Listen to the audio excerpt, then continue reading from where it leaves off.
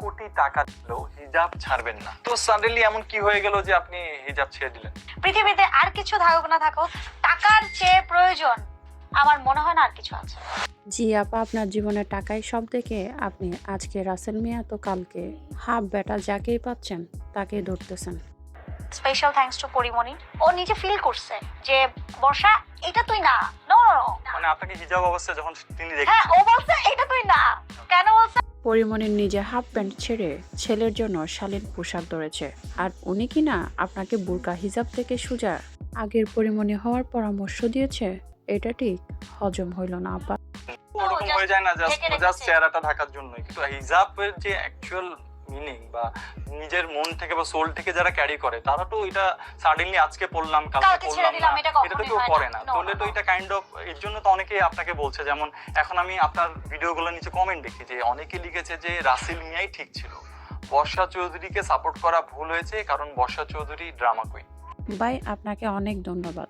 এইসব মেয়েদেরকে ঠিক এভাবেই শিক্ষা দিতে হয়। তারা টাকার জন্য যে কথা বলে যান সে কথা এইভাবে মনে করিয়ে দিতে হয়। কিন্তু আপনি বলেন, একটা হিজাব দিয়ে যদি আপনি এভাবে বিবেচনা করেন তাহলে কি হবে? জীবন যার, যুদ্ধ যার, যে সার্ভাইভ করে সেই জানে। বই না, আপনি যাই করেন না কেন, বিশ্বাস করেন তাতে আমাদের কোনো কিছু যায় আসতো না, কিন্তু আপনি হিজাব নিয়ে যে নাটকটা করেছিলেন সেই কারণে আপনাকে নিয়ে আমাদের কথা বলতে হচ্ছে। সো আমি 2024টাকেও ভুলে যেতে চাই। 2025-এর নতুন এক আমি। বই না, আপনি সব ভুলে যান, আপনার যা মন চায় তাই করেন, কিন্তু আমাদের সামনে আর কখনোই ন্যাকা কান্না করবেন না। ধর্মের কোনো বিষয় নিয়ে টানাটানি করবেন না। অনেক বেশি স্পেশাল থ্যাঙ্কস টু পরিমণি। হ্যাঁ, পরিমণিকে অনেক ধন্যবাদ দিতে চাই। She is such a sweetheart, such a sweet lady. ও ভাইরাল হওয়ার জন্য এখন আপনার পরিমাণের নাম নিয়ে নিজেকে হাইলাইট করতে হবে। আমাকে এমন ভাবে 2025-এ করার জন্য বলেছে, এবং ও ও নিজে ফিল করছে যে বর্ষা এটা তুই না। নো নো, এইটা তুই না। মানে আপনাকে হিজাব অবস্থায় যখন তিনি হ্যাঁ, দেখেছেন, ও বলছে এটা তুই না। নাকি পরিমণি না চিনলে আর কে চিনবে বলেন, কারণ আপনারা তো একই। কেন বলছে? বিকজ ও মানে বুঝতেছিল যে আমি জাস্ট হয় না যে নিজেকে জড়োয়া, মানে আপনি যখন একটা ড্রেসে কমফোর্টেবল থাকবেন না তখন কিন্তু আপনার ভেতরে সেটা ফুটে উঠবে, রাইট?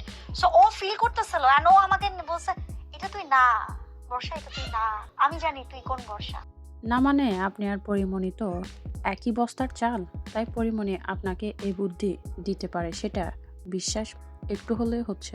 তবে পরিমণি নিজেকে অনেক পরিবর্তন করেছেন, সব কিছু ছেড়ে শালীন হওয়ার চেষ্টা করছেন। সেই পরিমণি নাকি আপনাকে এমন একটা বুদ্ধি দিল, এটা ঠিক বিশ্বাস হচ্ছে না। অবশ্য অপবিশ্বাসের সব বোনেরাই একই রকম কর্মকাণ্ড সবসময় করে থাকেন, তাই অবিশ্বাস করারও কিছু নাই।